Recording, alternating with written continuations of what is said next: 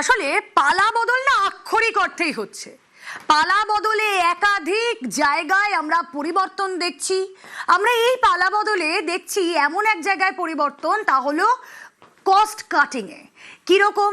এর আগে প্রশাসনিক বৈঠক মানে আজকে তো আপনারা জানেন একটা প্রশাসনিক বৈঠক হলো, যে ছবি আপনাদেরকে দেখিয়েছি। এর আগে এই ধরনের প্রশাসনিক বৈঠক মানে এলাহি আয়োজন হতো, খাওয়া দাওয়া সব মিলিয়ে এলাহি আয়োজন, গাড়ি থাকতো সারি সারি। কিন্তু এবার এই প্রশাসনিক বৈঠকে একেবারে কস্ট কাটিং হলো। দেখা গেল না ওরকম এলাহি আয়োজন নেই, সামান্য যা আয়োজন থাকার সেই আয়োজন রয়েছে। ইনফ্যাক্ট যারা আধিকারিকরা, সেই আধিকারিকরাও গাড়ি শেয়ার করে এসেছেন, অর্থাৎ প্রত্যেকের জন্য ইন্ডিভিজুয়াল গাড়ি নয়, একই গাড়িতে হয়তো 2-3 জন এসেছেন।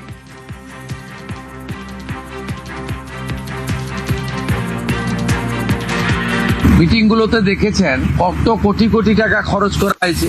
এই কলকাতা থেকে কল্যাণী আসতে 1 ঘন্টা লাগে এখন জাতীয় সড়কের যুগে, সেখানেও হেলিকপ্টার ব্যবহার করা হয়েছে। এখানে কত গাড়ির মেলা, এখানে অফিসাররা গাড়ি শেয়ার করেছে। রাস্তা বন্ধ 3 দিন ধরে দক্ষযজ্ঞ, 3 কোটি 4 কোটি টাকা করে এর আগে খরচ হয়েছে। যেটুকু ন্যূনতম না করলে নয়, সেই ব্যবস্থার মধ্য দিয়ে এই সরকার জনগণের কল্যাণ করতে চায়, নিজেদের বৈভব ক্ষমতা দেখাতে চায় না।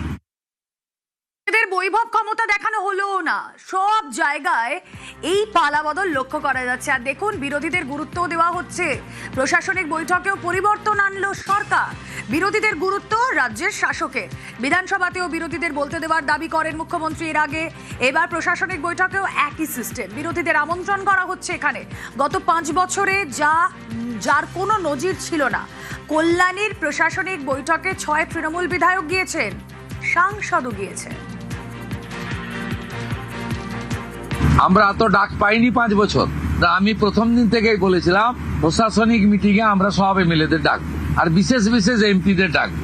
আজকে বিশেষ বিশেষ এমপিদের মধ্যে বারাসাতের এমপি কে আমরা বিশেষ বিশেষ ভাবে ডেকেছিলাম, এসছেন উনি। আমাদের এমপিদেরকে বিডিওরা পর্যন্ত, ওসিরা পর্যন্ত তাদের ফোন ধরতেন না।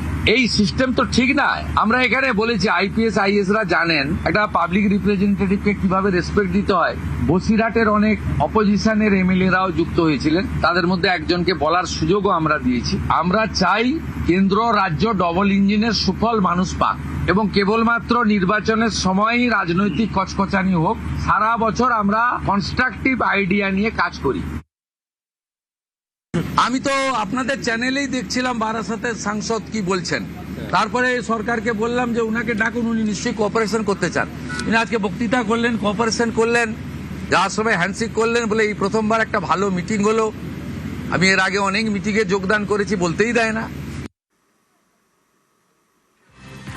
এবার অন্নপূর্ণার কথায় আসি। অন্নপূর্ণা ভান্ডার আগামীকাল থেকে ফর্ম পাবলিশ, নবান্ন থেকে ফর্ম পাবলিশ। মুখ্যমন্ত্রী অগ্নিমিত্রা পালের ফর্ম ফিল আপ করেই মিলবে 3000 টাকা, ঘোষণা মুখ্যমন্ত্রী।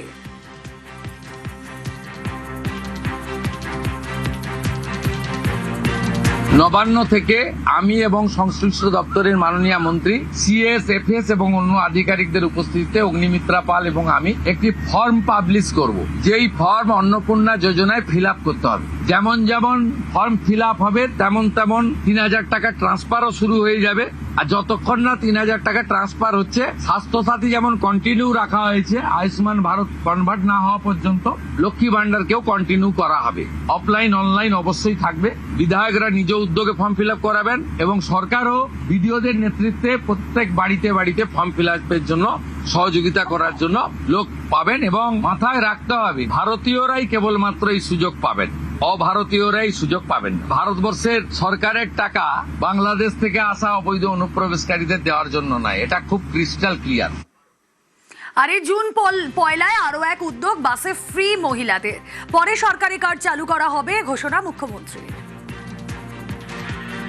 সরকারি বাসে আপাতত সব মহিলাদের ফ্রি সুযোগ তারা পাচ্ছেন আগামী সপ্তাহ থেকে। আমরা দেখেছি ডোমকলে বিগত সরকারের সময় পুরুষরা লক্ষ্মীর ভান্ডার পেয়েছেন।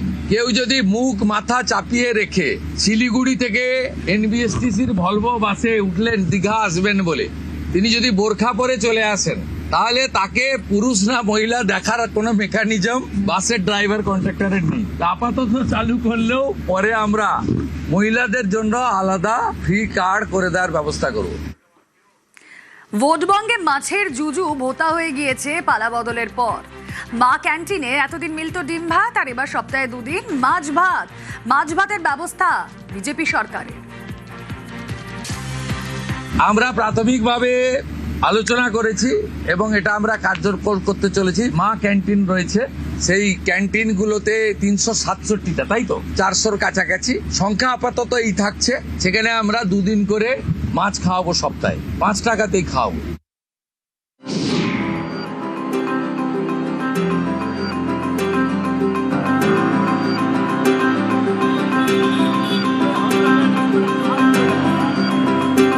হোটেলে খেতে গেলেও তো 50 টাকা, সেই জায়গায় এখানে 5 টাকার মধ্যে সবকিছু পেয়ে যাচ্ছি। হ্যাঁ, আমি খুব খুশি দাদা। ये खाना खा करके जो है थोड़ा संतुष्टि है। एक गरीब आदमी के लिए बहुत अच्छा है।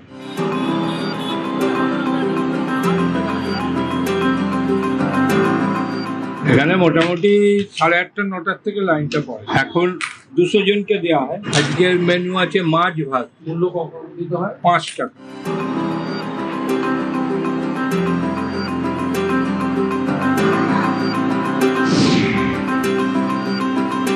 এখন সিস্টেম হয়েছে মাছের ঝোল ভাত। এইটা হচ্ছে 200 জনের ক্যান্টিন, হাসপাতাল আছে 50 জন, টোটাল আমার এখানে 250 জনের খাবার হয়। খাবার শুরু হয় আপনার 1টা থেকে।